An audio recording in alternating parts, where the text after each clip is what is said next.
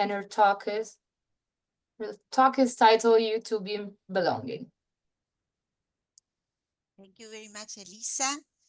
Thank you very much, everybody, for being here and letting me share some of my recent research on a young New Zealand comedian, Jimmi Jackson. I am Celina Bortolotto, originally from Argentina, but from 2008, living and working in Aotearoa, New Zealand. I'm delighted to be here with you and talking about humor. This is a picture of Jimmy. Jimmi Jackson is a comedian of Maori descent, born and raised in Aotearoa, New Zealand. He's 32, so very young, and has been active in New Zealand's comedy scene for several years. In 2013, he began starring in short, very irreverent comedy clips that he loaded onto Vine, YouTube, Facebook, and Instagram. The clips became a sensation and won him a devoted fan base. He has now more than 1 million Facebook followers, for example, in a country of 5 million. Soon after this, he was doing live comedy tours, stand-up comedy, in Aotearoa, in New Zealand, Australia, and the Pacific. In 2017, he starred in Maori television show Jimmy's World. The following year, he made his big screen debut in a movie, Alien Addiction, starring as Rico, a young guy who discovers a UFO near his Waikato town, which is the center of the North Island in New Zealand, and befriends some aliens. He has appeared on TV and radio, comedy shows and podcasts, where his humor has resonated with local audiences and international audiences too. In addition to stand-up, Jimmy has appeared on several comedy panels and festivals, like the International New Zealand Comedy Festival. The public image he projects is a gregarious family guy who includes his family life, wife and 2 children, in many of his posts and videos and material content. His siblings and family often participate in his videos. He also enjoys collaborating with other comedians, and they form, especially with younger comedians, a very tight-knit group of New Zealand comics, and is in particular of Maori New Zealand comedians, contributing to a growing scene in an environment that was traditionally dominated by white male comedians, the comedy scene in New Zealand. His comedy often draws on his experiences growing up in New Zealand, as well as his cultural background, Maori, often infusing his performances with insights from his own upbringing and culture. I wanted to quote director Shane Sterling, the director who made the movie with him, Alien Addiction. I saw some of Jimmy's early little posts he did, just doing some pranks and stuff, and I thought, this guy is cool. He's pretty ruthless and doesn't have any barriers, no filter. This is the right guy. So I actually wrote the movie around what I thought he could do. So I wanted to quote this director because to provide an introduction to Jimmy's humor.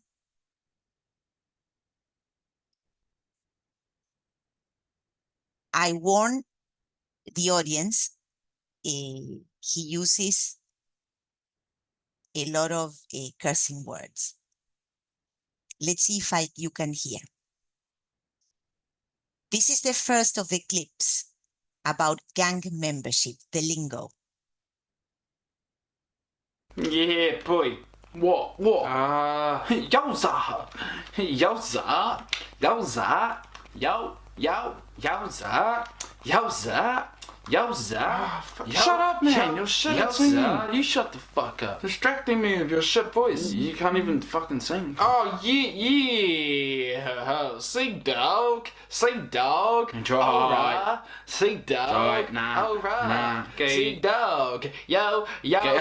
You said yo. You said No, I yo. didn't. No, I didn't. Yes, you did. No, I didn't. Yes, you did. No, Don't no, lie. I didn't. Don't lie. I just heard it. You said yo. No, I didn't. Yo, I said, yo. Shame. You black power, G. You're Are you fucking black deaf power? cunt. How would you Hey, know? but I didn't know. I thought you were a dog, G. I am a dog cunt. I am a dog. Yo, my bro. It's all Fucking good, hell, my bro. Yo, yo, bro. I'm a fucking bulldog. You did say yo, yo. See, Shane, Shut even up. he Your heard it. uncle's Mungo Mob cunt. What? I'm just telling you. No, it's not. His dad's black power. Yes, he is. Hey. Yeah, my dad's black power. Oh, what? Yeah, see? Fuck up. Fuck up. You're a dog. Your uncle's Mungo Mob too, eh? Yeah. Oh, hey. Yeah, see, shame. Oh, I don't- Shame. Shame on your name. Oh, shut up. I didn't even know that. Shame. His dad's still black power. That's why I never join in when you guys argue, because I don't know what to say. Yeah. That's weird. Nah, Yeah, hard, that's weird, eh? Well, why don't you just do both? Oh, yeah? Yeah, like, oh, yo. Oh, yo. Oh, yo. No, that's shit. I'm Don't do demonstrating. that. You'll get- Shut up. You'll get smashed if you do that. Oh, yo. Oh, yo. Why don't I just do Yora?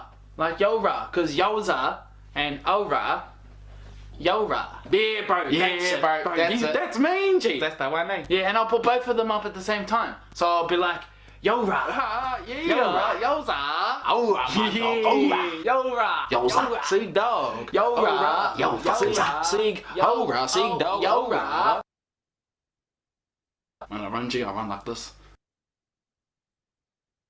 In this first video, Jimmy parodies gang membership within a Maori family, and the Maori is marked most prominently by accent, by the English accent, and he takes up the specific gang lingo, mentioning two of the biggest New Zealand gangs, Black Power and Mongrel Mobs, as a highly artificial code, the lingo, that can be easily and playfully subverted and corrupted. Gang membership has long been a significant social aspect of Aotearoa's communities and specifically of Maori masculinity. Meriting in 2023 a Prime Minister report prepared by the Chief Science Advisor, where gang membership is clearly linked to a sense of belonging in certain communities. And the report says, for many, gang membership is simply whanau, which means family. The report connects Aotearoa New Zealand's history with this relationship, and I quote, New Zealand's colonial history is highlighted as a starting point for our Maori gang membership. The urban drift and the mass movements of Maori away from their land to the urban centers are significant. These events facilitated the flow of disenfranchised Maori into gangs. The report also calls attention to, and I quote, historical processes and policies that are responsible for socioeconomic and structural drivers of persistent and intergenerational disadvantage, which are well-known contributors to the formation of some of our early gangs. Jimmy's parody does not directly question membership to a gang, but his ironic take on the conditions that secure belonging provide the parody with the necessary distance to allow for a questioning of the implicit celebration that parody suggests, offering ridicule against rigid prescriptive performance of masculinity as definitive and exclusive. Here, Jimmy's ironic parody is, as Linda Hutchins explains, and I quote, signaling evaluation, most frequently of a pejorative nature. But in the case of Jimmy, this is performed in a self-reflexive manner that makes him both the critic and the subject of the joke. This is the second skit. Let me know if you can hear. Living on the benefits. You could save a bit of money sorry. giving yourself a haircut, or you could save every time you fuel up a challenge. The future of your business is here. With Wix, you get advanced AI capabilities. How can I help you today? Hey, I just want to get on the benefit. Okay. So I just have to ask you some questions to see if you qualify. Sweet as. Are you currently working? Nah. Do you rent or own your own home? I live with my mum. Still staying with mumsy, eh? Do you pay board? Nah, but my mum said I have to start or she's gonna kick me out. Do you know how much? Yeah, $200 a week. Does that include food, water and power? I think so. I didn't ask. Well, let's just say 300 to be safe, eh? Oh, okay. She tell you to come here, did she? Nah, she told me to get a job. My mates told me to come here. They're on the beanie as well. Oh, yeah? All the boys on the beanie, eh? Yeah, all the boys on the beanie. You guys should call yourself the BBs. What's that stand for? The Beanie Boys? That's pretty cool. Oh, that one's way cooler. Oh, I was thinking bum boys. Because you're all bums. But nah, yeah, that one's way cooler. Nice, nice. But once you get a job, you'll have to change it. Oh, we're not getting jobs. You guys just have to keep trying, mate. Trust me, someone will give you all the jobs soon. Never say never. Justin Bieber featuring Jaden Smith. Nah, we're not even looking. The old giving up the search because no one's giving us a chance. I understand, mate. I've heard it before. Nah, like we never have looked. Like we don't want to work. We just want to do whatever we want. Oh, so you just don't want to work at all. Oh, okay, moving on. Do you have any kids? Oh, none that I know of. Are you married? To the game, yeah. Wait, pardon? Oh, I'm single. By choice. Oh, and petrol? How much petrol do you use each week? Oh, I don't have a car. Okay, that's about all I need. So I've got two options for you, mate. If you can come in at least once a month and prove to us you were looking for employment, we can give you $800 a week. How does that sound? $800 a week? For what? To survive, of course. $300 a week for board, even though you're probably only going to get mumsy $200, and then, $600 to, get Maccas, fucking beers with the boys, I don't know, do whatever the fuck you want. Okay. Oh, no, I don't want to come in though. I don't want to find a job. And that's why we have option 2, which is $500 a week, $300 less, but you don't have to do anything. And you'll just pay money into my account every week? Just give me your bank details and you'll receive payments into your account every Thursday. How long for? Until you find employment. I'm not gonna find employment though. I told you I don't want to work. And why would I when you're gonna pay me $500 a week to do nothing? Well, you may want more money, so you'll need to get a job. Then I'll just sell drugs. And that way you can still keep paying me as well. Excuse me? I'm joking. Like people actually do that. If they did, then that would pretty much mean the government would be the one supplying the drugs. Anyways, where do I sign?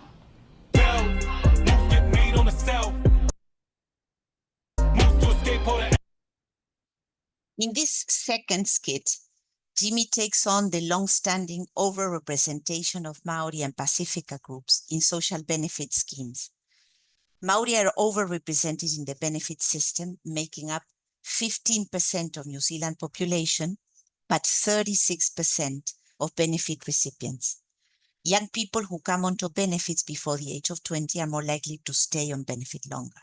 Here, Jimmi critically points to the prescriptive conditions for qualifying and maintaining benefit recipient status, playfully engaging with the stereotype of the lazy, disenfranchised Maori young man who refuses to engage in productive work or constructive contributions to society, but also clearly pointing to pervasive damaging dynamics which do not fully engage with the problem of access to health, education, and social agency to these communities.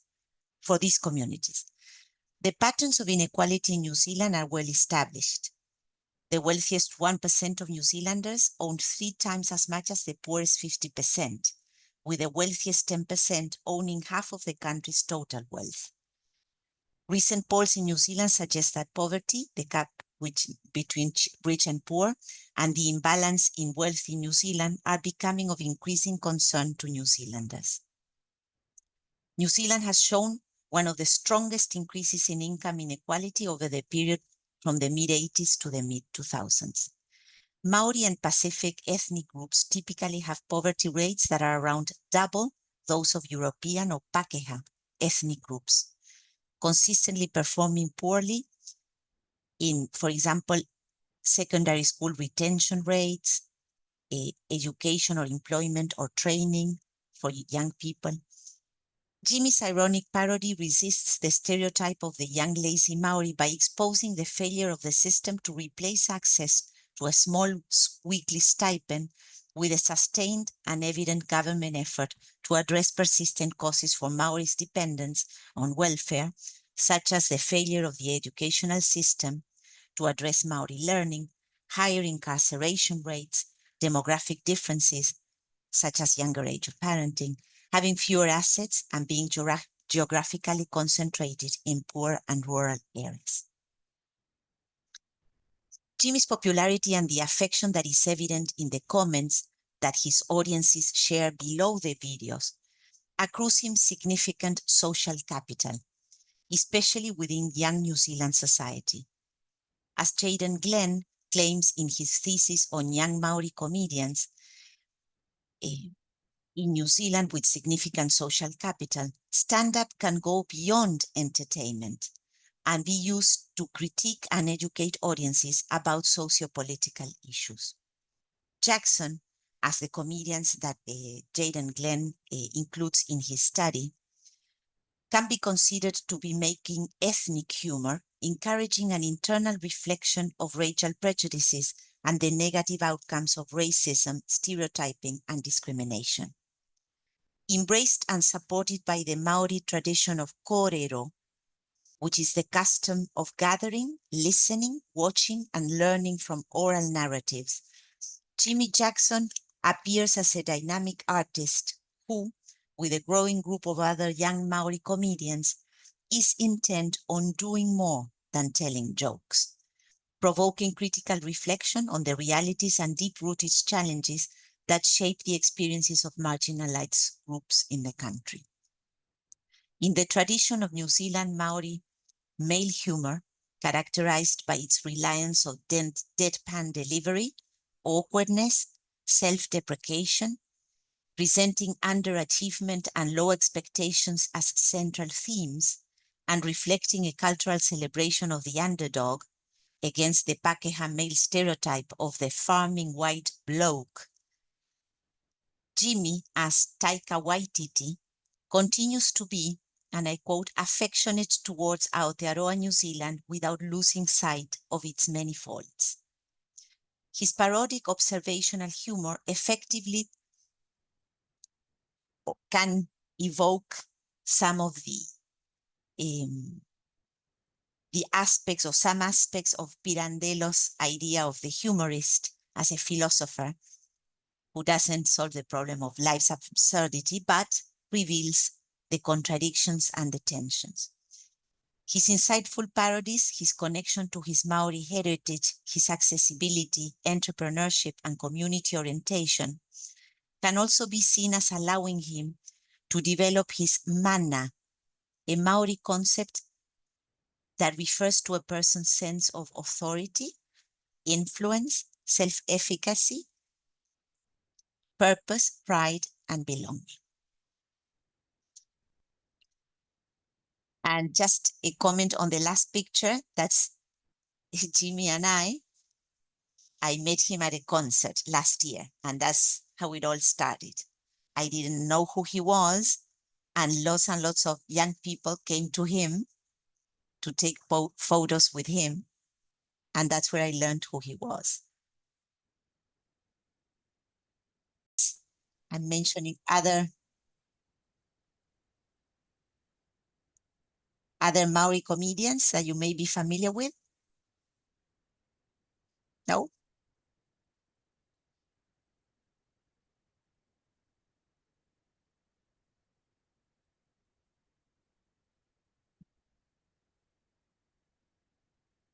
So I had a question about the language. Is he performing just in English or is he also performing in different languages? Or how He is performs. Good question, Elisa. He performs in English, but mixes in his performances, not in these two, but he mixes sometimes words in te reo, in the Maori language, which with people who live in New Zealand, we who live in New Zealand, even international people, we've grown very used to. We don't realize, but we've grown very used to mixing words of Maori in our English. So the Maori language is everywhere in New Zealand.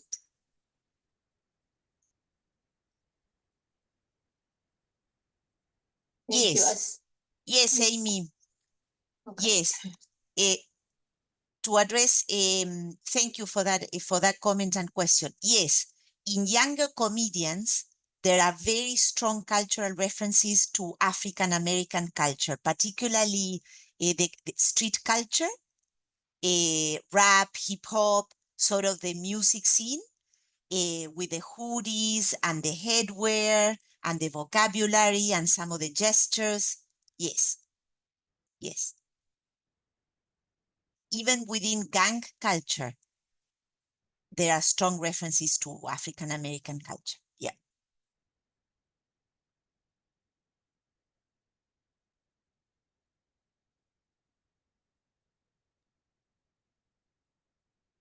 But I wanted to comment something that it's not,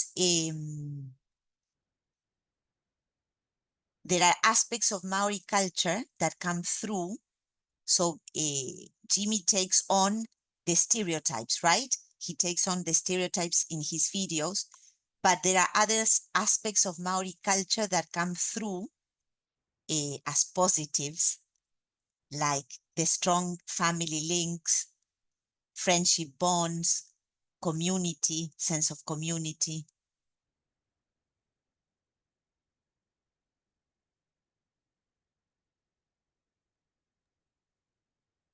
Any more question, comments?